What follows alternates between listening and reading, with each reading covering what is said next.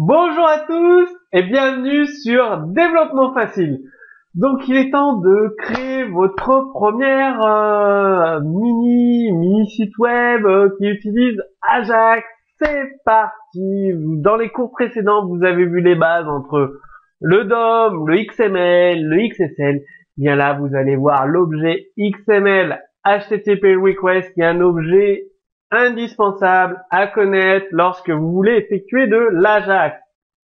Donc, c'est parti. Donc, l'objet XML HTTP request, il permet d'envoyer des requêtes HTTP vers le serveur et de recevoir des réponses pour ensuite mettre à jour une partie de la page web. Donc, cet échange de données se réalise sans jamais avoir rechargé la page web et c'est totalement transparent pour votre internaute. Donc, c'est génial. Donc, l'objet XML HTTP request s'utilise dans une architecture de type client-serveur.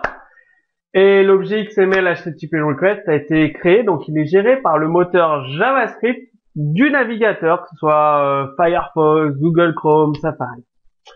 Donc cet objet est utilisé pour effectuer une requête HTTP vers le serveur. Et la réponse est fournie par le serveur directement au navigateur. Et après, avec soit du XHTML, des feuilles de style CSS, vous affichez le résultat d'une façon très lisible pour votre internaute, tout simplement. Donc, il faut savoir que l'objet XML HTTP request, c'est vraiment la base du fonctionnement Ajax. L'avantage des applications Ajax, comme je vous l'ai dit, ça réside dans la diminution de la bande passante, car seulement les données qui sont demandées, donc nécessaires pour l'utilisateur, sont affichées et sans avoir à recharger la page HTML complète. Donc ça permet une interactivité et une fluidité très accrue pour votre internaute. Et la compatibilité de l'objet XML HTTP request est vraiment excellente, correcte, donc avec la majorité des navigateurs, en tout cas excellente avec tous les navigateurs récents. Donc, pour créer un objet XML HTTP request, je vous ai fait un code sur JavaScript qui prend en compte beaucoup de navigateurs. Parce que pour Internet Explorer, les anciennes versions de IE5 à IE6, il faut utiliser des méthodes ActiveX propriétaires pour créer une instance de l'objet XML HTTP request. Donc, je vous ai mis le code source, OXHR égale new ActiveX objet Microsoft.xml HTTP.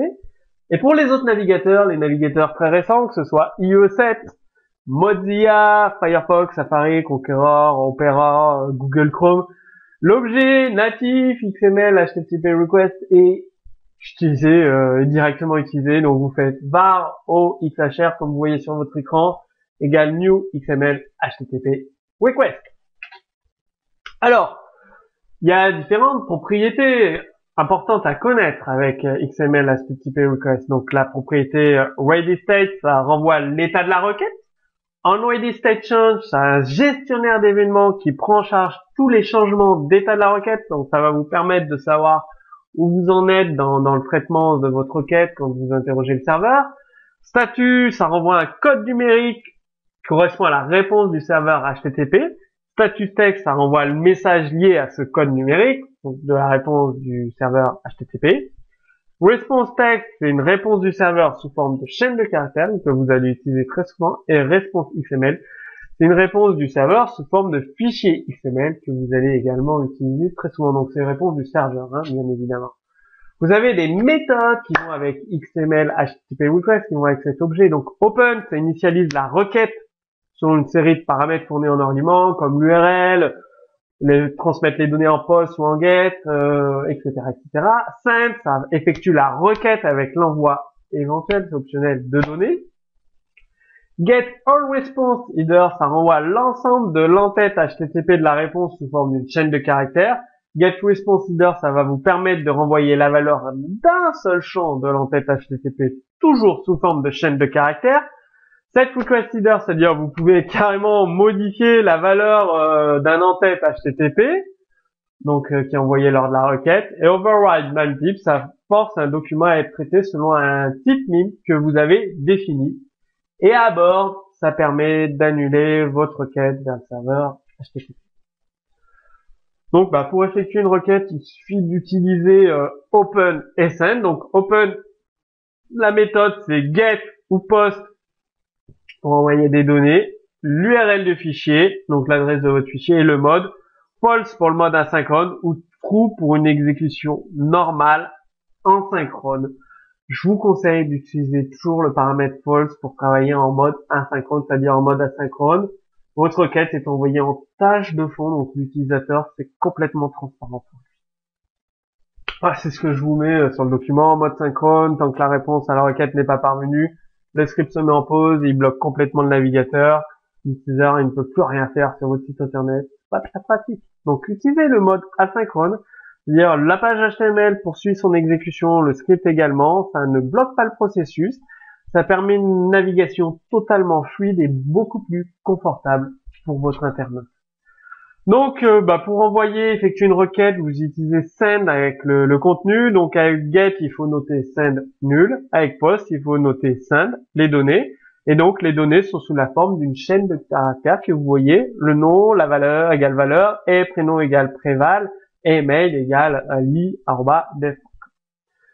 Un exemple de requête open que vous voyez en post avec l'URL vers le fichier PHP que vous voulez appeler et true en mode synchrone. Et vous faites un send avec les paramètres que vous envoyez justement à cette page PHP qui les récupère en post. Lors de l'envoi de données avec la méthode post, il est recommandé de changer l'entête HTTP. Donc vous faites un set request header avec l'exemple que je vous ai donné ici dans la vidéo, tout simplement. Et là, pour effectuer une requête, donc vous testez if Windows égale XML HTTP request. Donc si c'est un navigateur récent, en gros, vous faites var oxhr égale new XML HTTP request. Sinon, if Windows.ActiveX donc si c'est un navigateur ancien de IE 5 à IE 6, vous passez par un new ActiveX objet.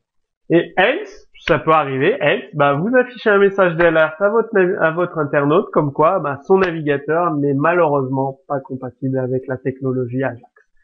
Ensuite, vous faites un open get, donc le fichier TXT que vous allez récupérer, content.txt, en mode asynchrone, donc ce que je vous conseille.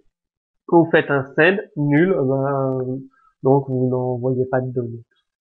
Voilà comment vous pouvez effectuer une requête. Je vous montre ça. Le code source sera beaucoup plus compréhensible pour vous. Alors, qu'est-ce qu'on fait? On a un bouton get oxhr. En fait, ça va créer tout simplement votre objet XML HTTP request. Donc, ce sera le JavaScript que vous allez utiliser pour les navigateurs récents. Voilà. Pour les navigateurs anciens. Voilà. Et vous envoyez un fichier texte, donc qui contient juste ça, fichier texte. Vous pouvez même enlever ça qui ne sert à rien. Et voilà, vous faites vérifier. Et oui, il a été créé. Tout simplement. Très très simple à utiliser le Ajax. Donc, comme je vous l'ai dit, la connaissance de XML, HTTP request, c'est vraiment indispensable avec Ajax. Vous devez maîtriser cet objet sur le bout des doigts.